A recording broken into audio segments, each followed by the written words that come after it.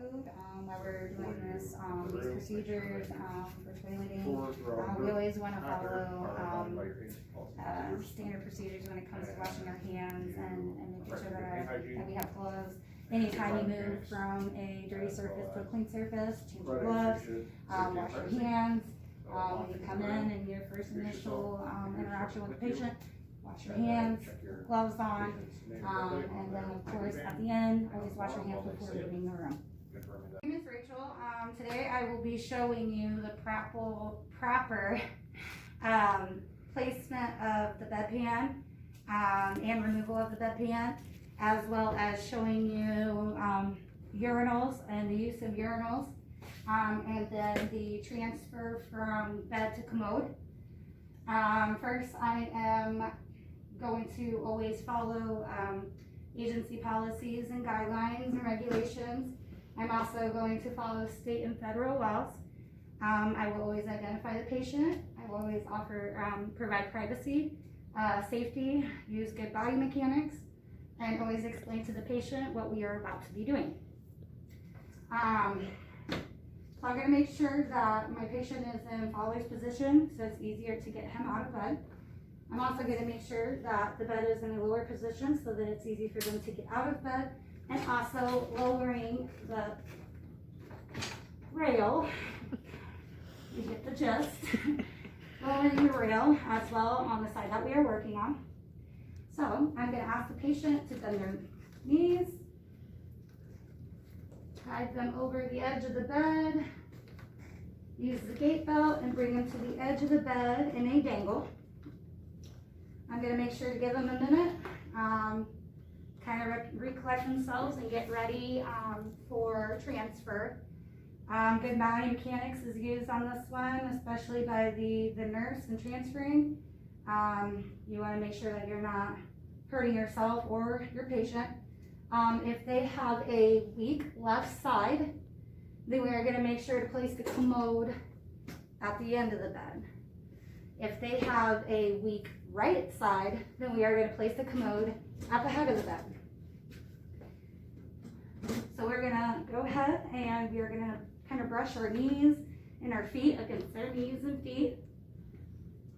And we're going to make sure that we have non-slip skid socks on or some shoes that they are comfortable in walking in. We are then going to ask them to stand up nice and tall and have them kind of give a minute to kind of balance themselves.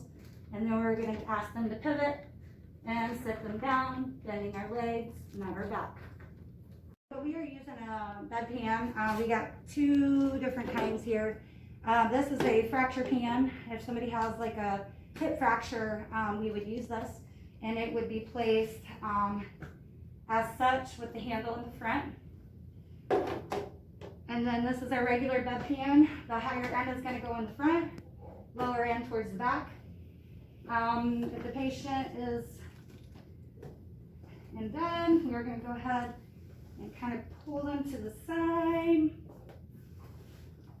and get them turned over.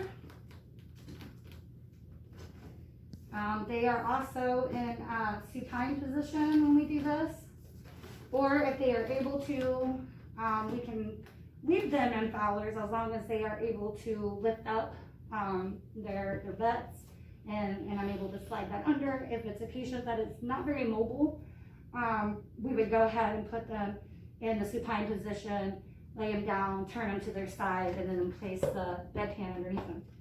When we place the bedpan, we want to make sure that it's going to be a little in front, because when we set them up, they're going to be sliding down on it. So we want to make sure to kind of space it out just right. So we don't want it too much up their back, because that's just going to be uncomfortable. We don't want it too low either, because it's going to end up slipping out and it's totally defeating the whole purpose. So we're going to make sure that it is nice and even. Give them a little leeway for when they do sit up in their Fowler's position, that they have that little space there to come forward on it and not miss the bedpan. We are going to place them in a Fowler's position. And we will always make sure to protect their privacy and their dignity by covering them up, and giving them some room to go to the bathroom. We make sure also that we place a call light. If we're not going to be in the room with them while they're doing this, we make sure that they have a call light in reach. So when they are done, we are able to assist them. When they are done, we are going to go back to our supine position, and then we are going to have the patient roll.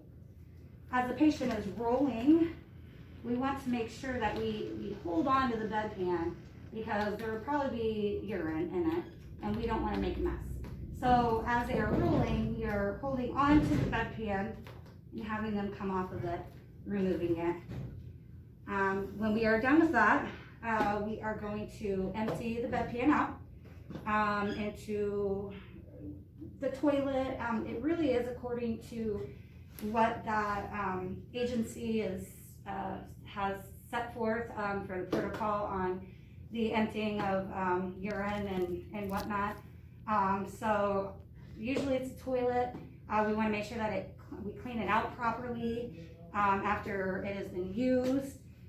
Put it back in the same place you found it, so then it always can be found by other staff members on different shifts.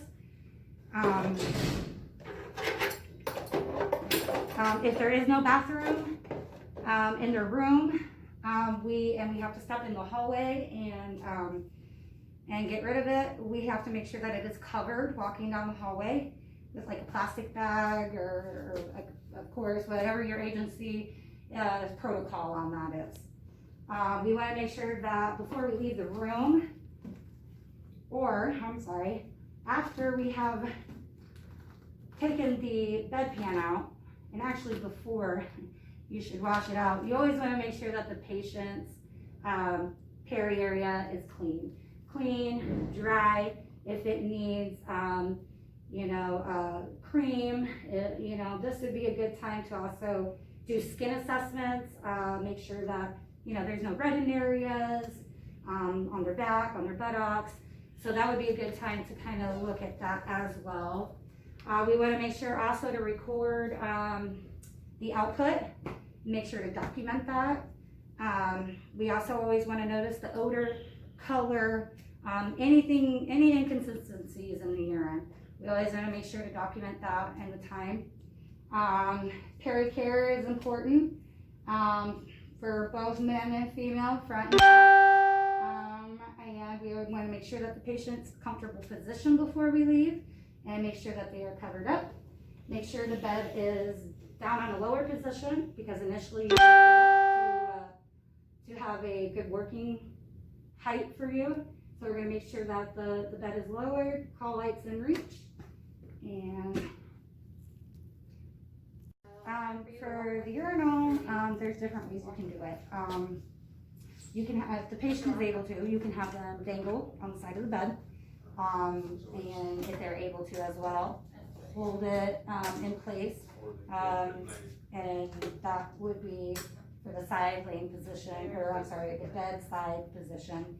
If the person is not able to hang on the side of the bed and dangle, we can also have them in like a semi-Fowler's or Fowler's position and place it right between the legs.